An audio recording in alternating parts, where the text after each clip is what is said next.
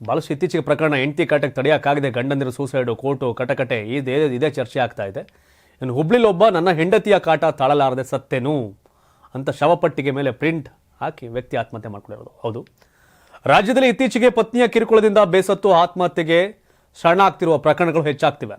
ಇನ್ನು ಪತ್ನಿ ಕಿರುಕುಳ ತಾಳಲಾರದೆ ಡೆತ್ ನೋಟ್ ಬರೆದಿಟ್ಟು ಪತಿ ಆತ್ಮಹತ್ಯೆ ಮಾಡಿಕೊಂಡಿರ್ತಕ್ಕಂಥ ಘಟನೆ ಹುಬ್ಬಳ್ಳಿಯ ಚಾಮುಂಡೇಶ್ವರಿ ನಗರದಲ್ಲಿ ನಡೆದಿದೆ. ಪತ್ನಿ ಕಿರುಕುಳದಿಂದ ಬೇಸತ್ತು ತಾನು ಆತ್ಮಹತ್ಯೆ ಮಾಡಿಕೊಳ್ಳುತ್ತಿರುವುದಾಗಿ 40 ವರ್ಷದ ಪೀಟರ್ ಸ್ಯಾಮ್ಯುಯಲ್ ಡೆತ್ ನೋಟ್ ಬರೆದಿಟ್ಟು ನೇಣಿಗೆ ಶರಣಾಗಿದ್ದಾರೆ.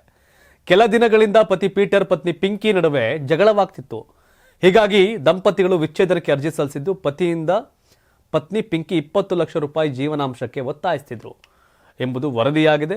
ವಿಪರ್ಯಾಸವೆಂದರೆ ಪೀಟರ್ ಸಾಯುವ ಮುನ್ನ ಡೆತ್ ನೋಟ್ ಬರೆದಿಟ್ಟಿದ್ದು, daddy I am sorry, Pinky is killing me, she want my death ಎಂದು ಡೆತ್ ನೋಟಲ್ಲಿ ಉಲ್ಲೇಖಿಸಿದ್ದಾರೆ. ಇನ್ನು ಪೀಟರ್ ಸಂಬಂಧಿಕರು ಶವ ಸಂಸ್ಕಾರ ಪೆಟ್ಟಿಗೆ ಮೇಲೆ ಹೆಂಡತಿ ಕಾಟ ತಾಳಲಾರದೆ ಸತ್ತನು ಎಂದು ಬರೆಸಿದ್ದಾರೆ. ಅಯ್ಯೋ ದೇವ್ರೇ,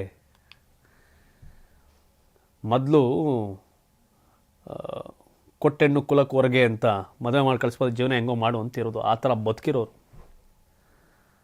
ಗಂಡ ಹೆಂಡತಿ ಮುಗ ಕೊಟ್ಟು ಮಾತಾಡಲಿಲ್ಲ ಅಂದ್ರೆ ಅಲ್ಲೇ 3 ಮಕ್ಕಳಾಗಿರೋದು, ಸಂಸಾರ ಆಗಿ ನಡೀತಾ ಇರೋದು. ಬಟ್ ಲವ್ ಮಾಡಿ ಮದುವೆ ಆದ್ರೂ ಈಗ ಸಂಸಾರಗಳ ಬ್ರೇಕ್ ಆಗ್ತಾ ಇದೆ. ಸ್ವಾತಂತ್ರ್ಯ ಹೌದು, ಸಮಾನ ಸ್ವಾತಂತ್ರ್ಯ ಬೇಕು ಗಂಡು ಹೆಣ್ಣಿಗೆ. ಆದರೆ ಸಾಮರಸ್ಯದ ಸ್ವಾತಂತ್ರ್ಯ ಒಳ್ಳೆಯದು, ಸಮರದ ಸ್ವಾತಂತ್ರ್ಯ ಕೆಟ್ಟದ್ದು.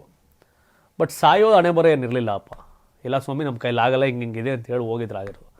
ಗಂಡು ಮಕ್ಳಿಗೆ ಧೈರ್ಯ ಹೇಳೋ ಕೆಲಸ ಆಗಬೇಕು ಅಂತ ಕಾಣ್ತದೆ ಈ ಪ್ರಕರಣಗಳ ನೋಡಿದಾಗ.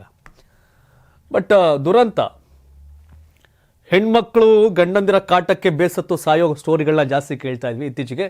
ಗಂಡ್ಮಕ್ಳೇ ಹೆಣ್ಮಕ್ಳ ಕಾಟಕ್ಕೆ ಬೇಸತ್ತು ಸಾಯೋ ಸ್ಟೋರಿಗಳು ದುರಂತ. ಪ್ರಪಂಚ ಉಲ್ಟಾ ಆಗ್ತಿದೆಯಾ ಅನ್ಸುತ್ತೆ. ಉಲ್ಟಾ ಅಲ್ಲ, ಸಮಾಜ ಅಂತೀವಲ್ಲ, ಹಾಗಾಗಿ ನೋಡ್ಬೇಕೇನು ಅಂತ.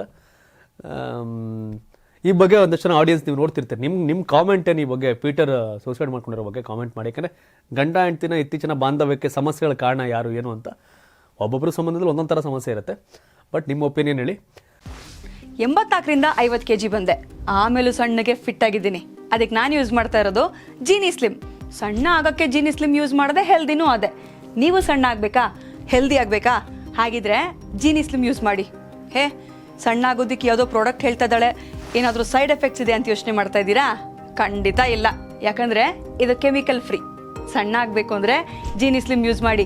ಹೆಚ್ಚಿನ ಮಾಹಿತಿಗೆ ಕೆಳಗೆ ಡಿಸ್ಪ್ಲೇ ಆಗ್ತಿರೋ ನಂಬರ್ಗೆ ಕಾಲ್ ಮಾಡಿ.